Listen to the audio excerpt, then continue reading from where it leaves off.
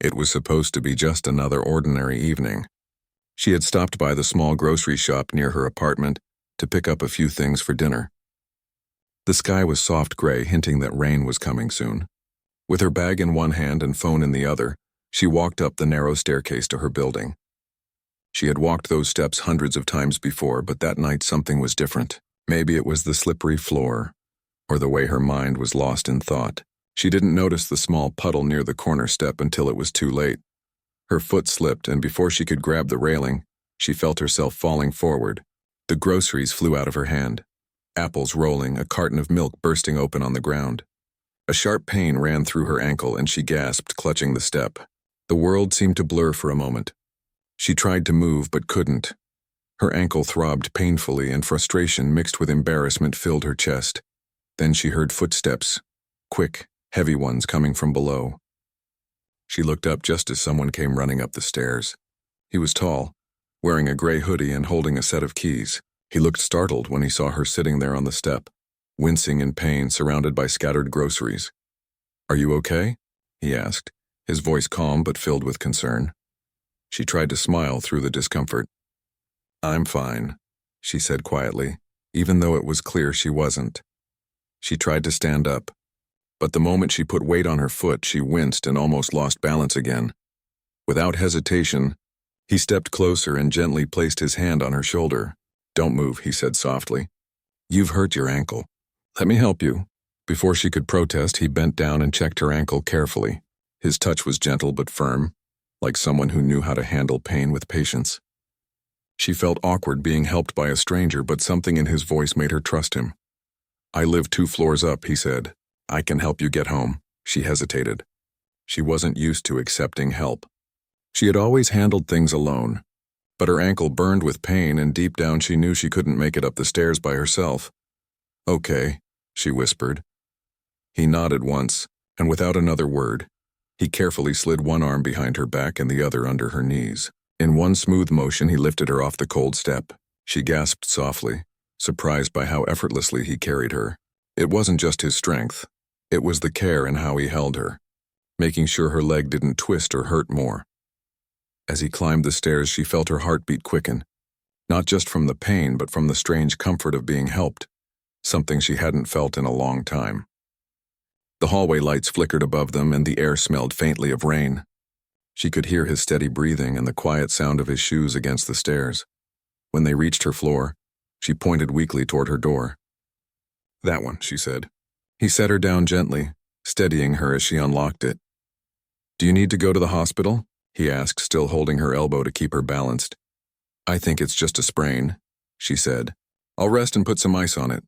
He frowned slightly, not convinced. "At least let me make sure you're settled." Before she could argue, he stepped inside and helped her to the couch. He placed her bag on the table and then crouched to look at her ankle again. It was already swelling. He exhaled quietly. "You definitely need ice," he said. "Where's your freezer?" She pointed toward the small kitchen.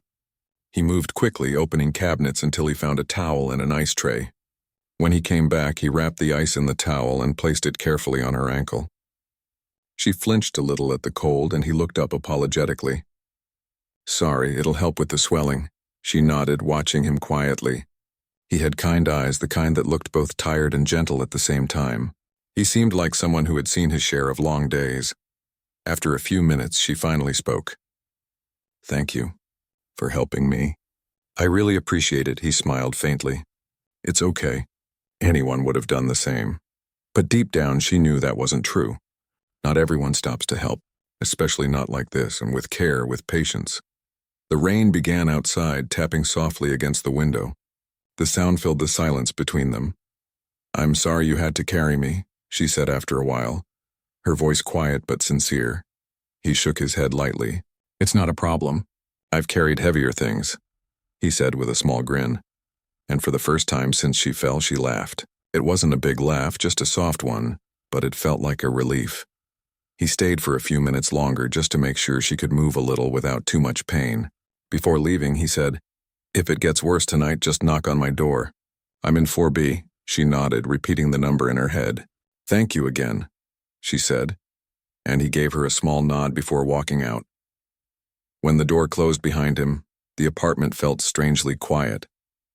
She leaned back on the couch, her ankles still throbbing, but her heart felt lighter. She thought about how unexpected life could be, how sometimes in one small moment everything could shift. That night she couldn't sleep right away. Every time she closed her eyes, she saw the way he had looked at her when he asked if she was okay, calm, steady, and genuine. She had met many people in her life, but very few had shown that kind of quiet kindness without expecting anything in return. The next morning, there was a soft knock on her door. When she opened it, there he was again, holding a paper bag. "You didn't answer when I knocked earlier," he said with a small smile. "So I thought I'd check if you're okay." She blinked, surprised.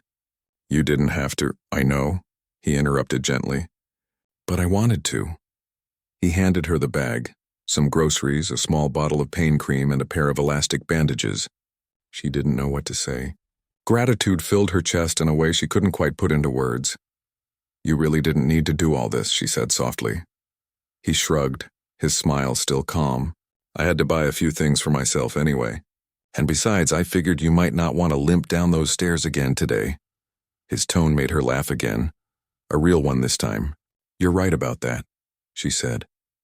He stayed for a few minutes, helping her wrap her ankle with the bandage, showing surprising patience. He worked carefully, his movements slow and sure, as if he was used to helping someone before. "Do you do this often?" she asked curiously. He hesitated for a moment before answering.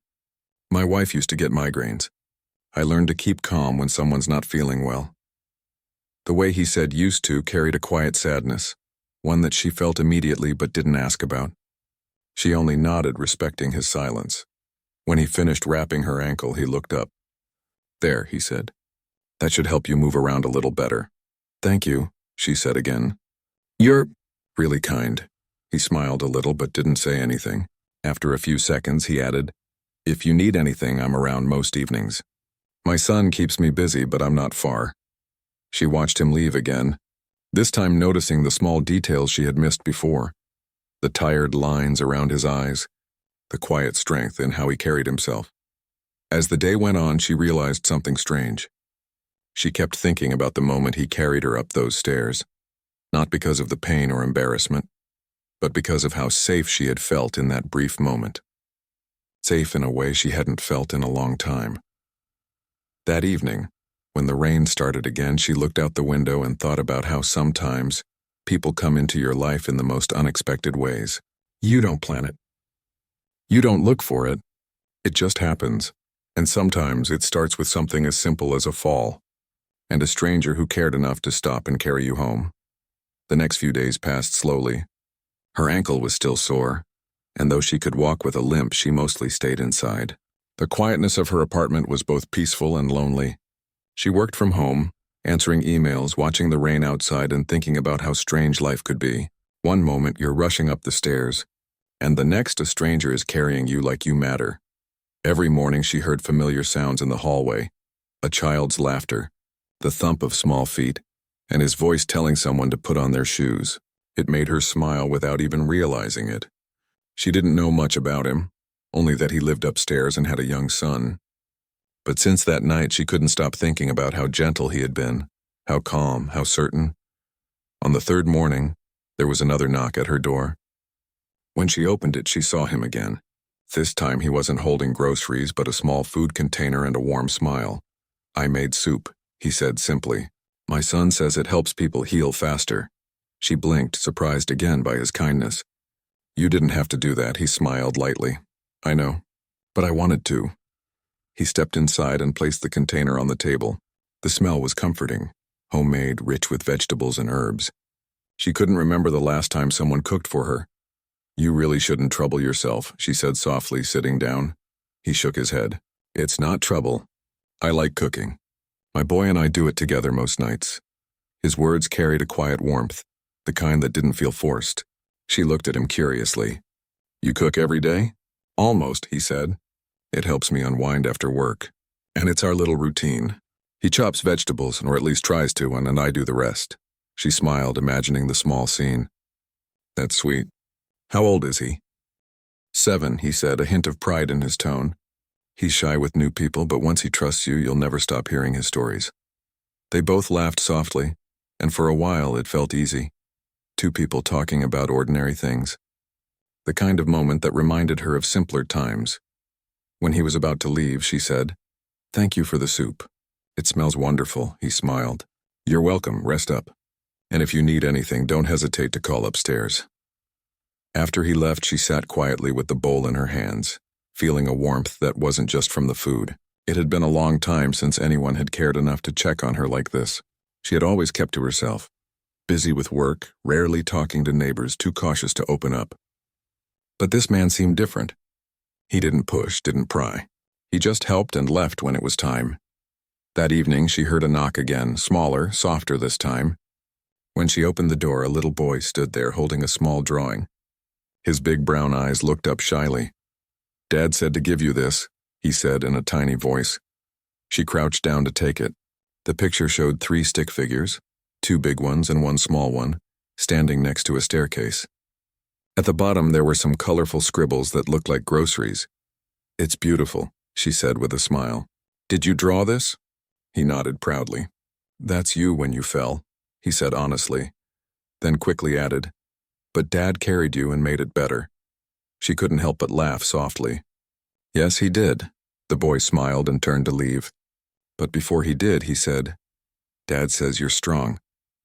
Then he waved and ran back upstairs. She stood in the doorway for a moment, holding the drawing, feeling something shift inside her. It wasn't romantic. It wasn't dramatic. It was just gentle, the feeling of being noticed, of being part of someone's story, even if just a little.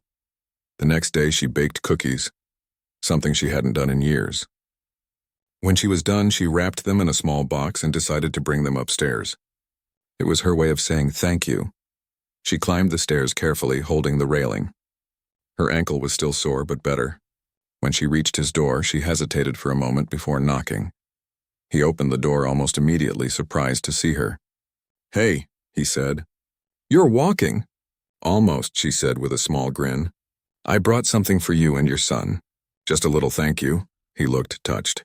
"You didn't have to do that," she smiled. "I know, but I wanted to." He laughed lightly at her echo of his own words.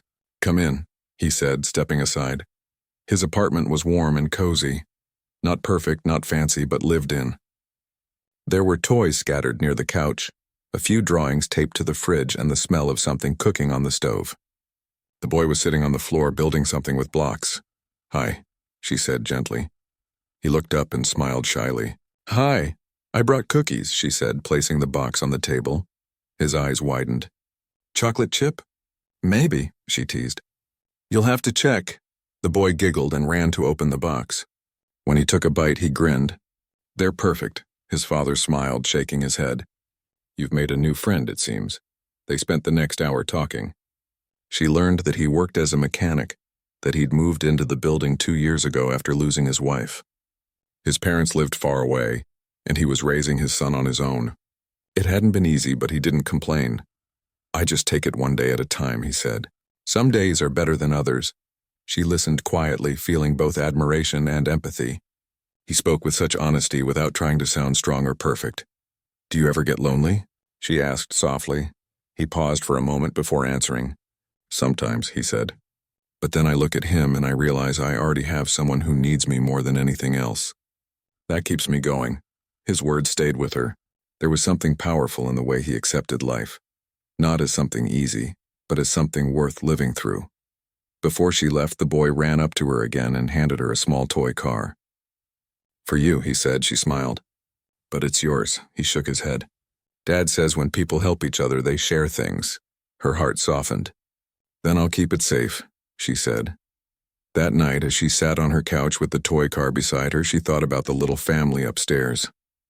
They didn't have much, but they had warmth, something she hadn't felt in a long time. She realized that the man who had carried her up the stairs had also unknowingly carried her out of her routine loneliness. The next few weeks passed gently. They started seeing each other more often, sometimes in the hallway, sometimes when she brought food, sometimes when he dropped by to check on her ankle. Slowly, it became normal to talk about little things: work, life, dreams, and regrets. One evening, when she was feeling restless, she stepped outside and found him sitting on the stairs with his son. watching the sunset through the window. She joined them quietly. The boy leaned against his father, half asleep. "Long day?" she asked softly. He nodded. "Always. But moments like this make it worth it." They sat there in silence for a while, listening to the city sounds outside. It felt peaceful, simple but full. When the boy finally fell asleep, he carried him upstairs just like he had carried her weeks before. She watched him and thought about how life brings people together in the most unexpected ways. That night, as she turned off her lights, she realized that the pain in her ankle was almost gone. But in its place, there was a new kind of ache, one she couldn't quite name. It wasn't sadness or love, it was something in between.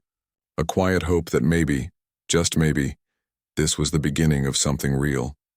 She didn't know where it would go or what it meant. All she knew was that when she saw him next, she'd smile a little longer, stay a little later, and listen a little more. Because sometimes connection doesn't start with grand gestures or perfect timing. Sometimes it starts with a fall, a helping hand, and a man who carried you, not just up the stairs, but into a part of life you didn't know you were missing. Time passed quietly after that evening. The days turned into weeks and her ankle finally healed. But something else had started to grow, something she couldn't easily describe. It wasn't a love story yet, not in the way movies show it. It was slower, gentler, built through small moments that mattered more than grand gestures. Every morning she'd hear his son laughing in the hallway, and her day somehow began with a smile.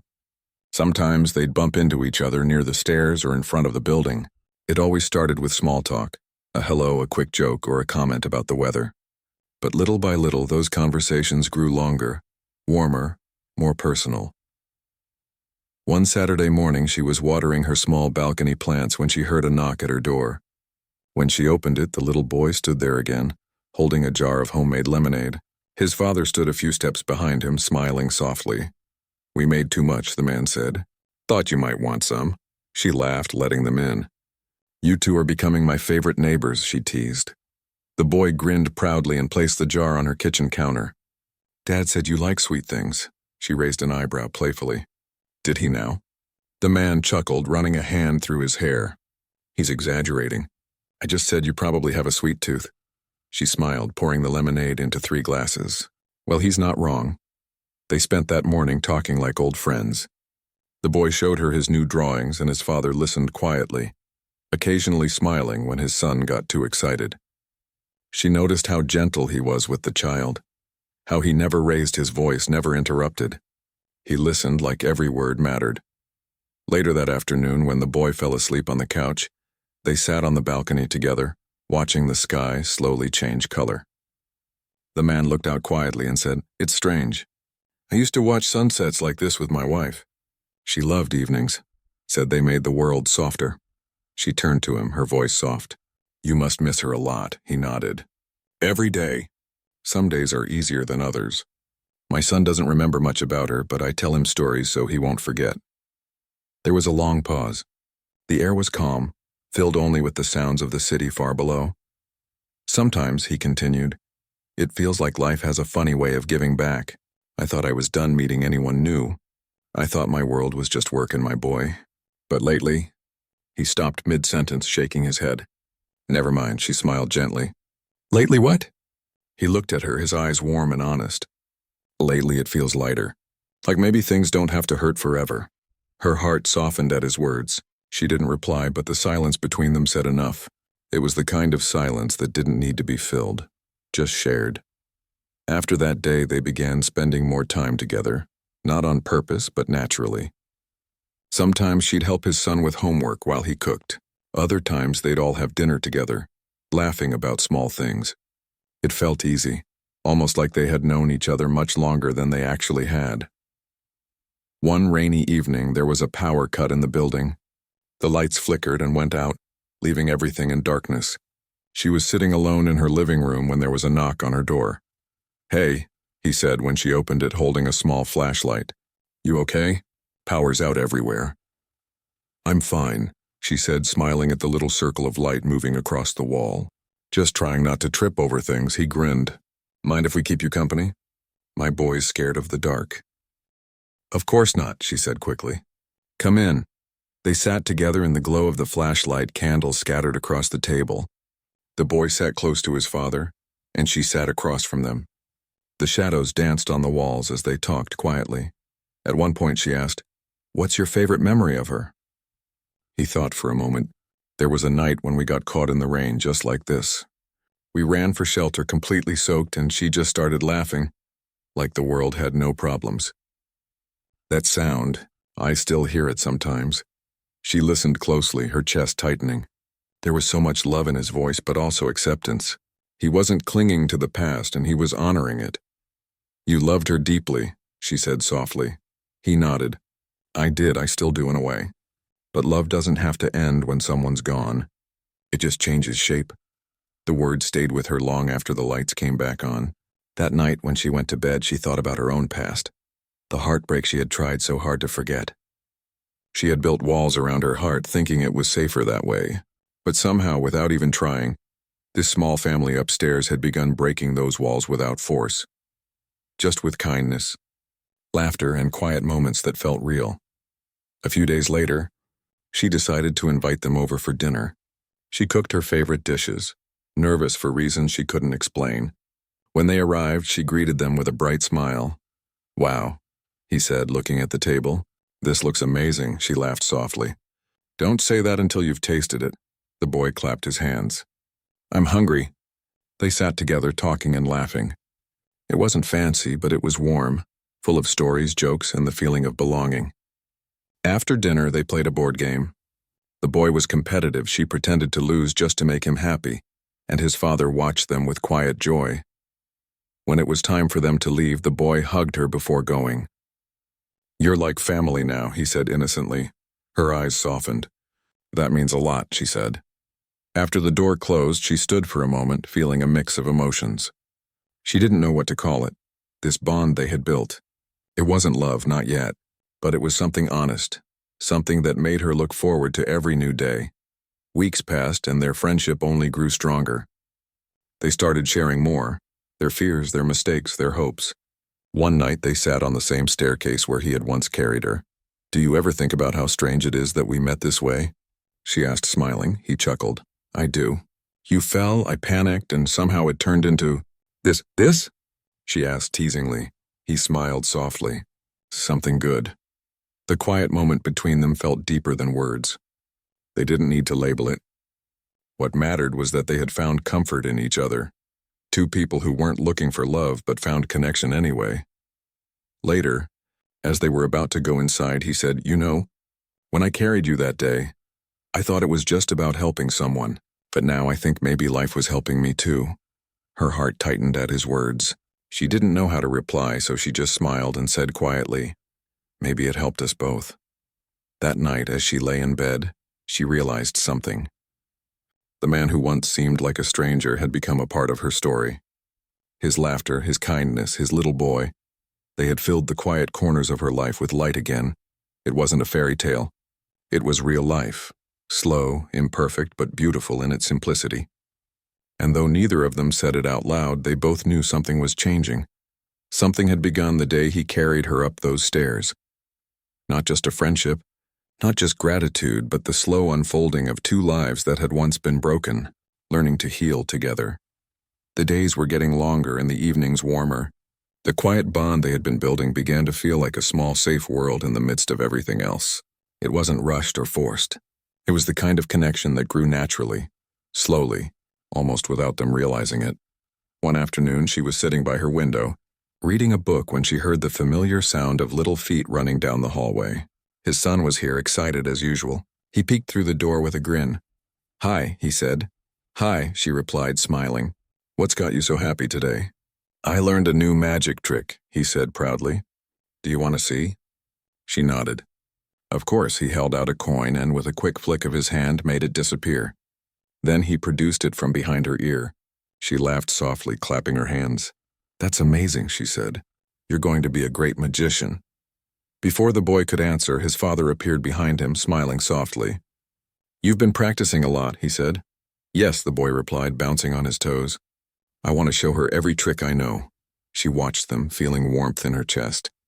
There was something comforting about the way they existed together. The small trust, the laughter, the care. It wasn't something she had experienced in a long time. Later, the father and son stayed for tea. They sat on the couch talking about small things, sharing simple stories from their week. He told her about a project he had been working on at his job, and how frustrating it had been. She shared small things about her work too, and they laughed together when stories overlapped or didn't make sense. After a while, his son went upstairs for a nap, and she found herself alone with him. For the first time, she noticed the quiet way he carried himself, the way he listened, really listened when she spoke. There was no rush, no agenda, just a person giving his full attention to another. "You've changed a lot in these past weeks," he said quietly. She looked at him, curious. "How do you mean?" "You seem lighter," he said. "Happier even. Not that you weren't before, but—" He trailed off, unsure how to finish the thought. She smiled softly, her heart tightening. "Maybe it's because I've been spending time with people who care." He nodded, and for a moment neither of them spoke. The silence wasn't empty. It was full of meaning. A few days later, he invited her to join them at a small park near their building. His son wanted to show her the swings and slides, and he thought it would be fun for all of them. She hesitated at first. She wasn't used to outings with children she barely knew. But the thought of spending time with them, without worry or obligation, made her heart lift. When they arrived at the park, the boy ran ahead, laughing, his father walking slowly behind her. She noticed the careful way he watched his son, making sure he was safe while giving him space to explore. There was a quiet strength in him, a calmness that made her feel protected without being stifled. They played together, pushing the boy on the swings, laughing at his silly jokes, and sharing small conversations as they walked around the park. She realized she hadn't smiled this much in months, and it felt good, warm and free, like the first breath after being underwater too long. As the sun began to set, painting the sky with soft oranges and pinks, they sat on a bench watching the boy chase birds. She felt a quiet peace she hadn't known she was missing. "Do you ever get scared?" she asked suddenly, her voice soft. He turned to her, surprised by the question. "Scared of what?" "Of being alone. Of losing someone. Of life," she said, struggling to put the feeling into words. He looked at her for a long moment, then nodded. "I do, every day in some way. But then I remember the people who are with me. My son, you, and it doesn't feel as heavy." She felt a lump in her throat. His honesty struck something deep inside her. No one had ever spoken like that to her, without pretense, without forcing a lesson. He just spoke what was true.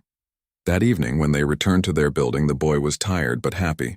She watched him curl up on the couch for a quick nap while his father checked the kitchen for snacks. "You've become part of our routine," he said softly, turning to her. She raised an eyebrow. "Routine?" "I didn't sign up for any routine," he smiled gently. "Not in a bad way. Just part of our lives. Someone we care about." Her chest tightened again. That simple phrase carried so much meaning. She had never felt like anyone cared about her in that way. Not just for who she could be, but for who she already was. A few nights later, they sat together on the same staircase where it all began. The boy was asleep upstairs, and the city lights shimmered through the windows. She remembered the night he had carried her up these very steps and felt a strange mix of nostalgia and gratitude. "I think about that night a lot," she said softly. "Which night?" he asked, looking at her. "The night you carried me up the stairs," she said. "I keep thinking about how unexpected it was. How simple, but how much it changed things." He smiled faintly. "I think about it too. I didn't realize then that it would start—" This? She asked, curious. "This," he said quietly, gesturing between them. "The way we're here now, comfortable with each other, part of each other's lives." She didn't know what to say. Words felt too small for the feeling in her chest. She only nodded, letting the silence speak for them. Over the next few weeks, their connection deepened. She noticed herself looking forward to small moments. A knock at her door, a smile from his son, a quiet conversation on the stairs. She laughed more freely, felt lighter, and began to trust again. Not blindly, but cautiously, and it felt safe. One evening, when she was sitting alone with a cup of tea, she heard a soft knock. It was him, standing in the doorway with a small bouquet of wildflowers. "For you," he said simply. She blinked, surprised. "These are beautiful. You didn't have to—" "I wanted to," he interrupted gently. She smiled, accepting the flowers. Thank you. Really. He stayed for a while, talking quietly about small things, sharing stories about his childhood, about his son, and even about the woman he had lost. She listened, realizing how much trust it took to share these parts of life, and how much she valued that trust. Later, when he left, she placed the flowers in a vase by the window and looked at them thoughtfully. Each one seemed to carry a small piece of warmth, like the kindness he had shown from the very beginning. Weeks turned into months. She and his son created small traditions. Sunday mornings with pancakes, little art projects, bedtime stories she sometimes helped tell. And through it all, he was always there, patient, steady, quietly present. She realized she had come to rely on that presence not out of need, but out of trust and comfort. One night she watched him carry his son up the stairs to bed. The boy yawned and murmured something about the day's adventures. She saw the tenderness in the way he held him, the care in every movement, and in that moment she realized something profound. He hadn't just carried her up the stairs once. Over time, he had carried them all, and through grief, through loneliness, through small moments of fear and hesitation. And somehow, she had become part of that journey. When she closed her door that night, she felt a quiet joy she hadn't known she could feel again. It wasn't dramatic. It wasn't fast. It was real, grounded in small moments, shared laughter, and the simple understanding that someone cared, deeply, honestly, and without expectation. And for the first time in a long while, she allowed herself to believe that maybe life had more to offer than she had thought. Maybe connection, trust, and small acts of kindness could grow into something lasting. As she drifted off to sleep, she remembered the staircase once more, the night she fell, the night he carried her, and now the nights filled with laughter, stories, and quiet companionship. She realized that sometimes beginnings aren't obvious. Sometimes they start quietly in small gestures, in trust, and in moments of care that leave a mark long after they occur. And in her heart, she knew this story, their story, was just beginning. The morning started quietly, with soft sunlight spilling across her living room. She had grown used to the gentle rhythm of life with him and his son nearby. Over the past months, she had watched her small world change in ways she hadn't expected. Life felt fuller, warmer, and quieter in its own way, as if someone had slowly filled in all the empty spaces she hadn't realized were there. She was sipping her tea when she heard a knock at the door. His son ran in first, waving excitedly while he followed, carrying a small backpack. "Good morning," he said softly, smiling. "Good morning," she replied, setting down her cup.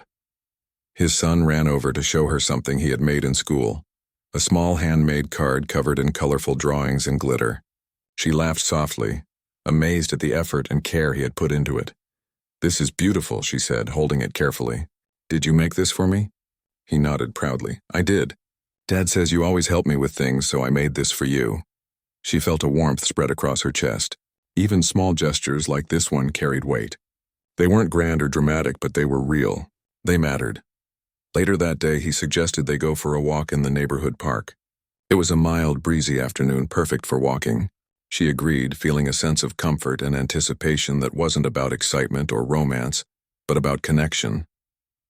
As they walked, his son ran ahead, chasing birds and laughing. They followed at a slower pace, talking quietly about their week. She noticed the way he walked, patient, careful, attentive, not just to his son, but to her as well. His presence was calm, unhurried, and somehow grounding. "You know," he said after a while, "life has a funny way of surprising you." She looked at him, curious. "How do you mean?" He smiled faintly, his eyes thoughtful. "I didn't think I'd meet anyone new. I thought my life was just my son and work, and that was it. But then things change. Small moments, small gestures, and they add up. And suddenly your world feels bigger than it was." She nodded slowly, understanding what he meant. That was exactly how it had felt for her. How the months of small kindnesses, shared laughter, and quiet conversations had quietly woven their lives together. They found a bench under a tree and sat, watching his son play. She noticed how relaxed he seemed, not trying to impress, not hiding anything, just being himself. It was a level of honesty she hadn't expected in anyone, and it made her trust him without even realizing it. "You've made a difference in my life," she said softly after a pause. He looked at her, surprised by her words. "Me? Yes," she said, smiling gently. "You and your son. You've shown me what it feels like to care and be cared for. I didn't know I was missing that until it was here." He was quiet for a moment, then nodded slowly. "I feel the same. You've become part of our lives, part of our little world. And it feels right." The boy came running over, holding a stick he had found. He waved it like a sword, pretending to be a hero in an imaginary story. They both laughed, caught up in the simplicity of the moment. Weeks passed and life continued in this quiet rhythm. They shared meals, laughter, and even small arguments. Playful disagreements that made them feel more like family than friends. She realized she had come to rely on their presence in her life not out of need, but because it brought her peace and happiness. One evening, he knocked on her door with a small bouquet of wildflowers. She smiled, taking them from him. "You didn't have to," she said softly. "I wanted to," he replied simply. The gesture felt meaningful, not because it was grand, but because it was genuine. They stood in the doorway, the air filled with quiet understanding. And for a moment the world felt still around them. Days later, she invited them for dinner. She cooked her favorite dishes and set the table carefully. When they arrived, his son ran ahead, laughing while he followed with a warm smile. They ate together, talking about everything and nothing, laughing at small mistakes and sharing stories from their pasts. After dinner, they sat on the balcony, watching the city lights twinkle. She thought about how far things had come since that first night when he had carried her up the stairs. She remembered the pain, the embarrassment, and then the gentle care he had shown. That single act had grown into something she hadn't expected. Trust, warmth, and a small quiet happiness. "You know," he said after a while, "that night, when I carried you, I thought it was just about helping someone. I didn't realize it would start something like this." She smiled, feeling her heart tighten. "It did. It really did." They sat in silence for a moment, the kind of silence that isn't awkward but full of meaning. It was easy, comfortable, and real. A few days later, she realized she had started looking forward to their daily interactions, the little jokes, the stories, the laughter. It wasn't about romance or grand gestures. It was about feeling safe, seen, and valued. And that feeling had become essential to her happiness. One weekend, they decided to go on a small outing together. They packed a picnic and walked to a nearby lake. His son ran ahead to throw stones into the water, and they followed at a slower pace. The sun reflected off the water, making the moment feel warm and peaceful. They sat under a tree, eating sandwiches and drinking juice. She noticed the way he smiled when his son laughed, how he looked at them both with care and affection. That quiet attention made her heart swell with an unfamiliar emotion, a sense of belonging. "Do you ever think about the future?" she asked softly, unsure why the words came out. He looked at her thoughtful. "I try not to plan too much. Life has a way of surprising you, but I hope it's filled with moments like this. With happiness, with people I care about." She nodded, understanding perfectly. "Me too." The boy interrupted them, pointing to a bird on the water. "Look, a duck," he shouted. They laughed together, enjoying the small joy of the moment. As the sun began to set, they packed up and walked back to their building. She noticed that the staircase, the same one where he had carried her months ago, now felt like a symbol, not of pain or weakness, but of beginnings, trust, and small acts that can grow into something meaningful. That night, she sat by her window, thinking about how her life had changed. She had gone from quiet solitude to a world filled with laughter, care, and connection. It hadn't been fast. It hadn't been dramatic. But it had been real, steady, and lasting. When she closed her eyes that night, she realized something she hadn't known before. Life doesn't always give grand gestures. Sometimes it gives small, quiet moments of kindness, trust, and companionship. And if you let them, they can change everything. The next morning, there was a knock at her door. She opened it to find him standing there holding his son's hand. The boy looked up at her with a grin and he whispered, "We're staying for breakfast." She laughed softly, feeling warmth spread through her chest. She realized then that she didn't want them to leave. She didn't want the small world they had created to end. As they sat together, eating and talking, she felt a sense of completion, not of a story ending, but of one reaching a moment of joy and understanding. The staircase, the small apartment, the laughter and care, the quiet moments of honesty. All of it had led them here. And in that moment, she knew she had found something rare and beautiful. A connection that was real, lasting and full of warmth. She had fallen once, been carried, and in the process had become part of a story that was hers as much as it was theirs. Life, she realized, wasn't about rushing or seeking perfection. It was about the small acts, the quiet presence of those who care and the trust that grows over time. She smiled, feeling full in a way she hadn't known she could feel again. The boy laughed at something silly his father said, and she joined in, her heart lighter than it had been in years. The man sitting beside her caught her eye and smiled, a look of quiet understanding passing between them. It was the staircase that had started it all. The night she had fallen, the night he had carried her, and now the foundation of a life built on trust, care, and shared moments. She knew then that no matter what the future held, she had found something precious, something worth holding on to. And for the first time in a long time, she felt completely, undeniably, at home.